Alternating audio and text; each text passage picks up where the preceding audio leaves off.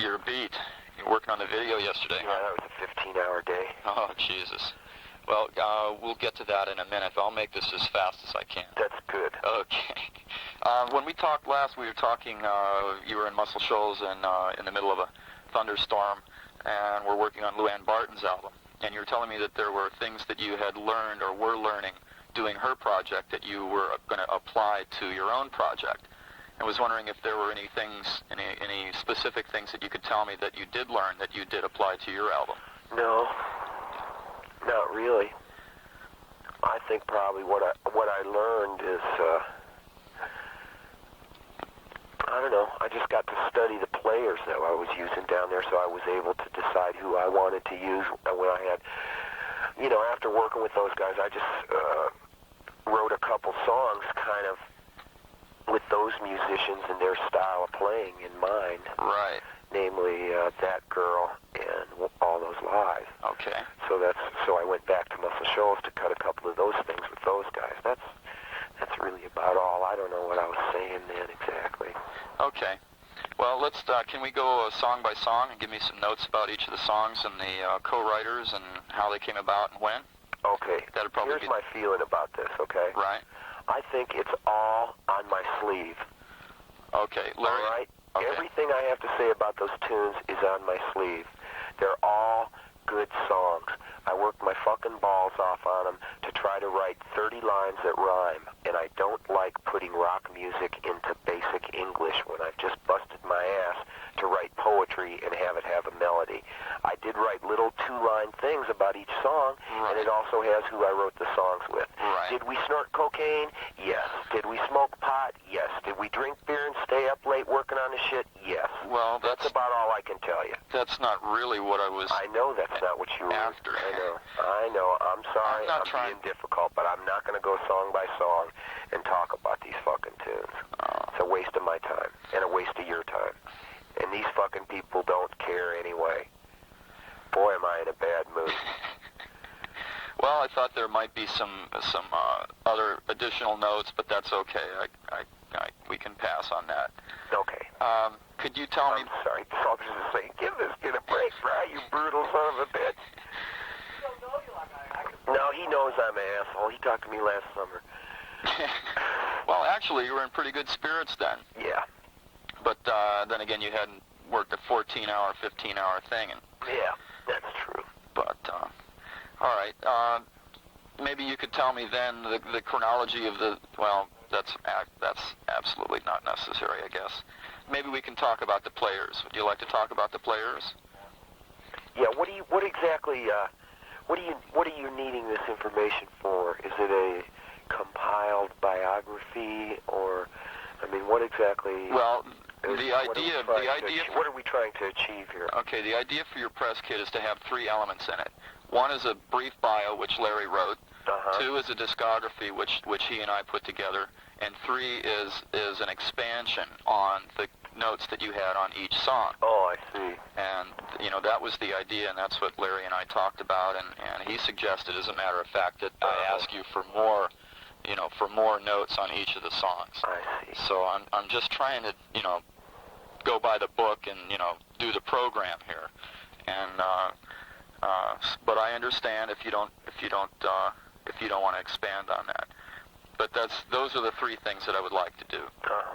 The idea is also because journalists all over the place are going to want to know more about the songs and the collaborators and the players, and I thought this might give you an opportunity to take care of that, so you wouldn't have to tell every Tom, Dick, and Harry the same thing. Well, guess what? I'm going to tell them exactly what I told you. And if they don't like it, I'll punch them in the fucking face and tell them they can write about that. Write about how Glenn Frey beat me up on his own interview. Okay? Because I don't care. I hate the rock press. They suck. They make sports writers look like Pulitzer Prize winners. They are the most inaccurate, lamest, pimpinest, insecure, non-album making assholes. I fucking hate them.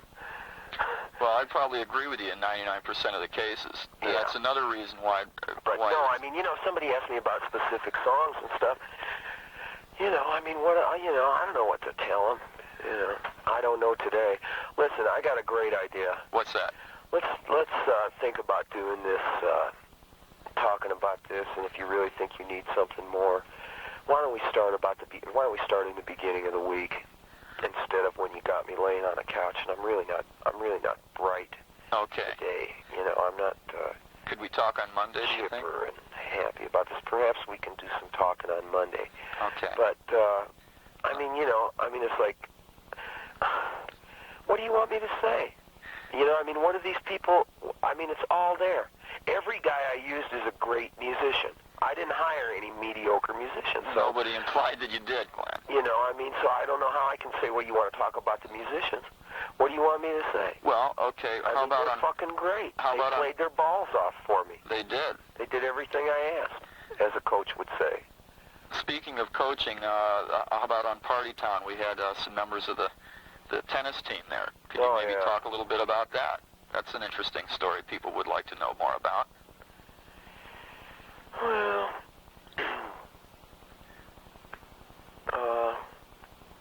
you know, Irving, my manager, was, what would you say, Larry, co-promoter of McEnroe's tennis exhibitions in between,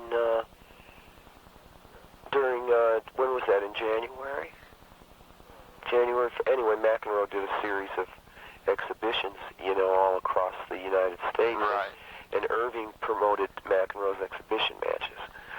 So while we were working on Party Town one night, and, you know, we wanted to kind of simulate a crowded bar, you know, kind of a monstering type atmosphere of drinking and hell-raising.